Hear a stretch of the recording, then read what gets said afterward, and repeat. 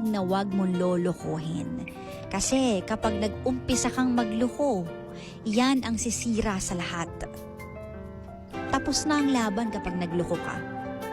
Yung iba nga dyan, di ba? Sabihin nila, pinatawad naman ako may second chance. Pero akala nyo ba madaling magbigay ng second chance? May mga taong binibigyan lang kayo ng second chance kasi hirap silang mawala kayo.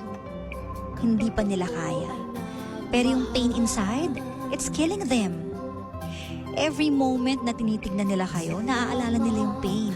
Naaalala nila yung cheating. Pinipili lang nila na lulukin yun dahil sa pagmamahal. Kaya wag na wag mong sirain ang tiwala ng taong nagmamahal sa'yo. Wag na wag mong sirain ang relasyon nyo sa pamamagitan ng cheating kasi malalim na kasalanan yan. At wag mong hayaan na pagsisihan mo yan balang araw. So ngayon pa lang, dapat alam mo ang consequences sa gagawin mo. Pwedeng mawala yung taong pinakamahalaga sa'yo kapag niloko mo siya.